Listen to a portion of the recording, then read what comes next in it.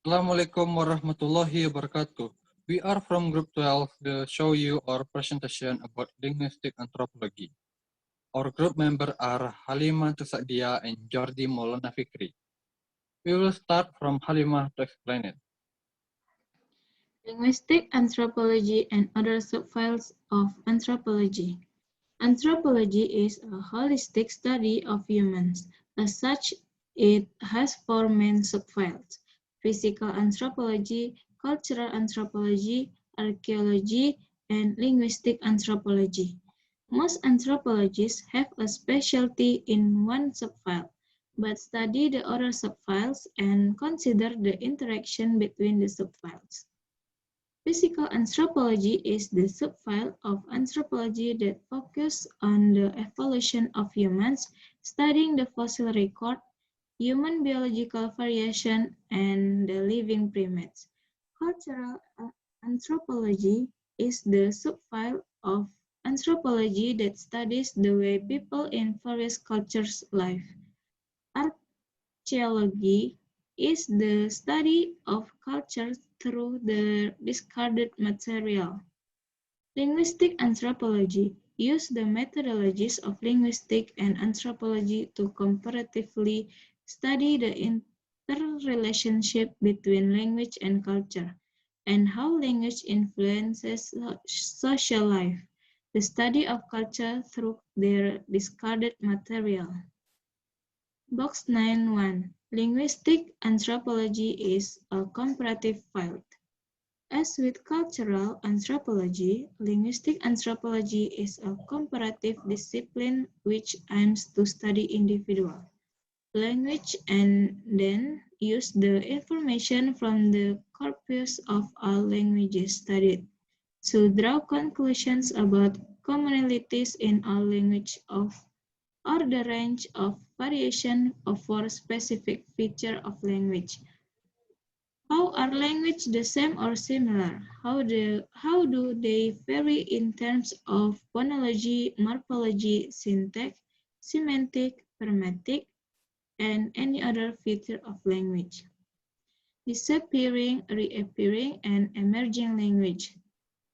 Language is a symbol system which enables cultural behavior. As such, cultural anthropologists have had a primary interest in language.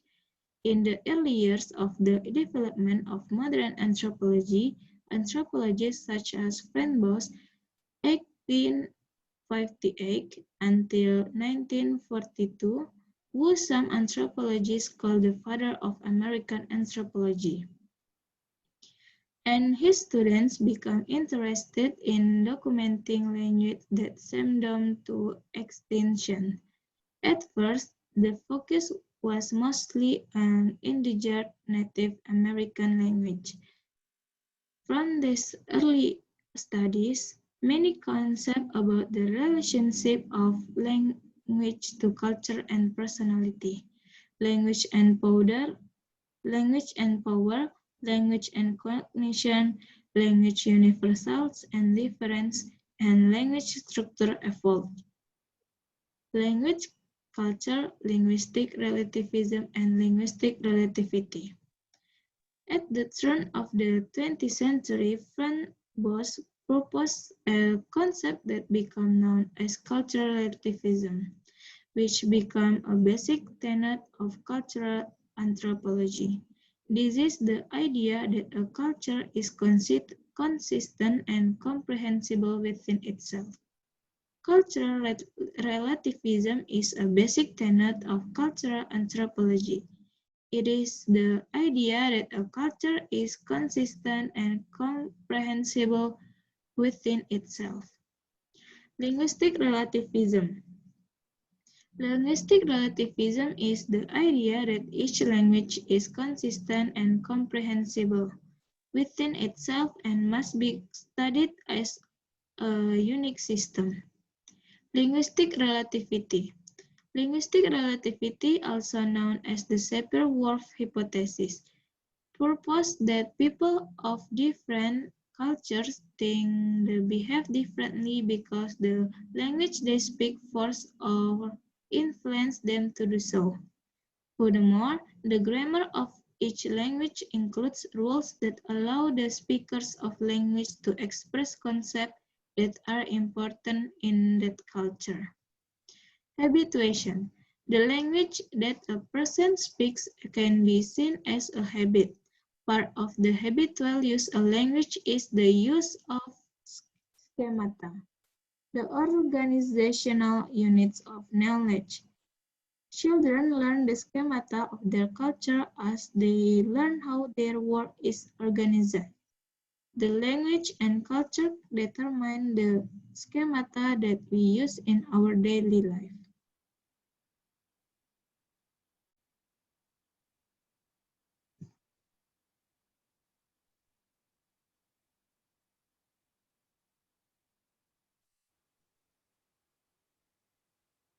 Next to Jordi. Does language influence culture or culture influence language? The way in which individuals view the world around them is dependent on or influenced by the language that they have learned to use to interpret their world. There is the strong version of this idea that states that language determines how people think about the world, and the weaker version that says that language simply influences how people think about the world. Others have proposed that while language influences culture, there are other instances where culture influences language.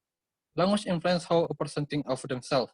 Even a person's name or the name of a clan or tribe that they belong to makes a guess to them that they possess certain personality traits. Language and identity. A person's identity can also be influenced by non-kinship labels that are used to describe that person. If a person is labeled as smart, dumb, or average, or as creative or imaginative or any other number of personal labels, the stereotyping and the war of self-fulfilling prophecies might influence the person's concept of who they are. Number studies of gangs, prisoners, and guard and people labeled as mentally ill has shown how labeling has the power to influence self-concept and behavior. A few of these studies are listed below. Label associated with gender, social class, educational level, and any other social dimension will also affect a person's identity. Language enculturation an example for class. Enculturation refers to the process through which we learn about the culture we live in. Through enculturation, we learn what behaviors, values, language, and moral are acceptable in our society. We learn by observing other members of our society, including our parents, friends, teachers, and mentors. Enculturation provides a means for us to become functional member of our society. Let's look at the example of Jill. She learned her values of being respectful, kind, and obedient from her parents and her coach. She learned how to dress for her friends. She also learned appreciate behavior from her family, friends, fellow course members, and other individuals in her society. Jill is also doing well in school, her home life, and socially, which demonstrates that Jill is a successful member of our society. Language and nationalism. Nation is a group of people who share a story about food and culture, including a common language. At a time of increasing nationalism, during the 19th century, communal identity is often expressed through community to a language. Language is everyone's earliest personal acquisition. It is a sacred territory shared with minds, a refuge impenetrable by outsiders. Controversies over language right. Civil war have been fought at least in part over which language will be the official language of a country.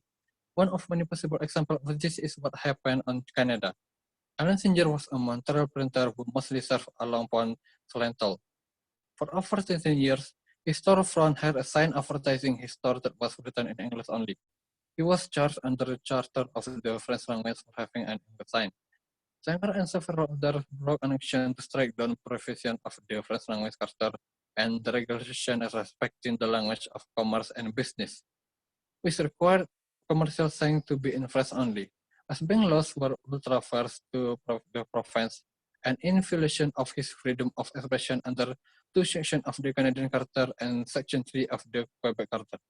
Right to equality under 15 of the Canadian Charter and right against discrimination under Section 10 of the Quebec Charter and 2/4 more. Thank you for your attention.